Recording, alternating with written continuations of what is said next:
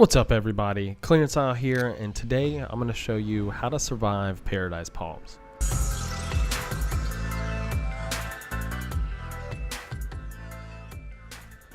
Welcome back everyone. In this series I want to show you all how to survive some common and maybe some uncommon landing spots.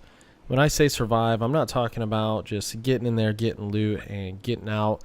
I want to show you how to get loot, how to get some kills along the way, and how to get out of there safely. And with that, first thing is first, where are we going to drop in Paradise? I would advise against that high-rise condo for a couple of reasons. One, the vertical audio really all around Fortnite, anywhere you're at that has a tall building, it's just not really where it should be. There's a lot of floors in that condo. They're really small, they're not very tall rooms, so it's really hard to tell between the stairs and the rooms really where your enemies are at. The other reason I would advise against it is I think that condo is just too luck based. Your opponents could land on a pump and you could get a revolver, and that may be the end of your game, you know, depending on how good with the revolver you are. But just overall, I think the condo is too luck based between the vertical audio and the types of weapons you can land on quickly. So if this video is about how to survive, I would avoid the condos. If you're going for high kill games, I would choose the condo, but I really think that's going to drop your overall win percentage. I would recommend landing on the perimeter at one of the houses. There are a lot of roof spawns, so you can land on a weapon quickly. If I were you, I would be scanning while I'm dropping in and look to land right on a weapon. What's great about this is not a lot of people tend to drop in the same house, so you're not really competing for that weapon that you're landing on because there's so many houses to go to that pretty much you will have a house to yourself. While you're in these houses, I would be breaking all of the furniture to get materials. You're definitely going to need some materials to really maneuver around Paradise. There's a lot of verticality in the houses. There's a lot of like walls and just other obstacles that you're going to need to get up and over. So I would recommend getting all the furniture as well as all of the bushes that are around. There's tons of bushes, so there's a lot of ways to get a lot of wood out of Paradise. Not a lot of other materials, but you can definitely get a lot of wood out of here. One thing to keep in mind when you're out looting these houses is try to stay off of the balconies and off of the roof as much as you can. It's really easy for anyone, basically from anywhere in Paradise, to see you. If you haven't found any shields yet, it's going to be really easy for them to take a couple of body shots with an AR and chunk off, most of your health. So if you can, avoid being on the roof as much as you can. Avoid being on the balconies.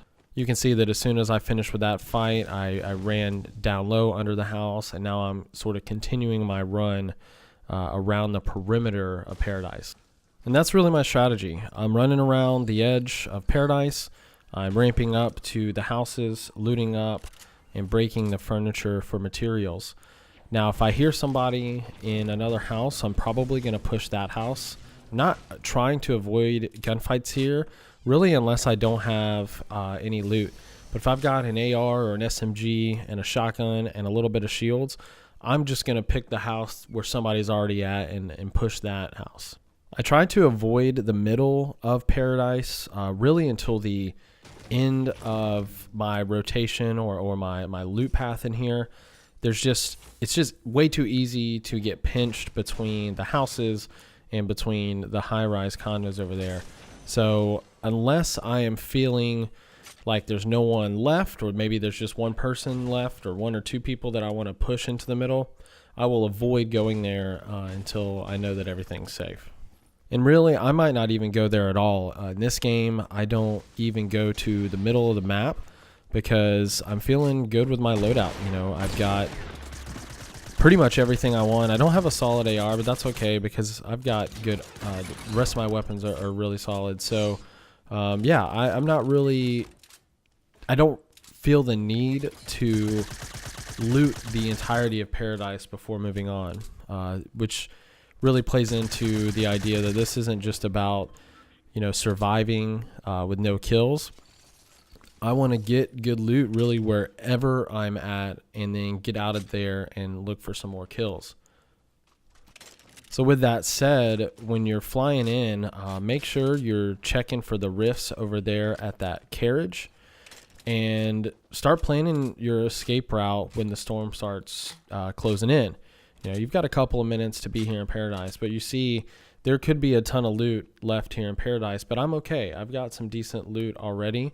I've got some rifts, and I'm going to be able to get out of here. So in Paradise, because it is on the edge of the map, you want to be conscious of how far you have to go. You want to make sure that if there aren't rifts there, that you know where the ATKs are at so that you can get out of there.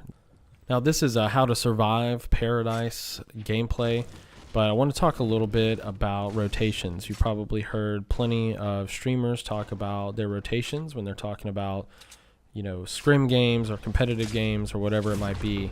And that really just means, where do you go after Paradise? You've got a lot of options. You can see this bridge underneath me here. Sometimes there's some really good loot there. I think there's a couple of chests. So if I'm not feeling really great about my loadout, I might drop there. And again, it depends on where the circle's at. Do I need to rift and still run? I might, you know, skip the bridge.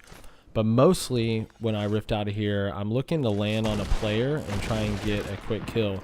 You can see that that player had no idea that I had rifted on him, and it was basically a free kill.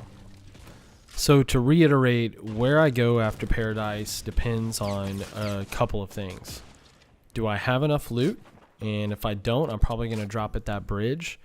But I might not drop at that bridge if I still have a long way to get to the zone and not a lot of time to get there. If I'm happy with my loadout and everywhere around Paradise is in the zone, I'm just going to rift up and look to third party another fight. I'm looking to see, you know, how much structure has been built in retail. If there's a lot of structure, I know that there's been a lot of fighting there, and there's probably only one opponent kind of straggling in retail. So I might just avoid it if I'm not seeing anybody. If I end up not seeing anyone in my scan and I'm starting to get close to the ground, I'm probably looking to be as high as possible. So I'm rifting, I'm not seeing anybody, I'm looking for the zone, and I'm going to try and choose, you know, a hilltop or a mountaintop or some other structure that's higher than, you know, everything within maybe 100-meter radius. And that's just because if I'm not seeing anybody, then that means I don't know where anyone is at, and I would much rather have the high ground and look around to figure out where the rest of the players are at than have the low ground, or somebody spotted me and they see me drop low and they're able to build over me.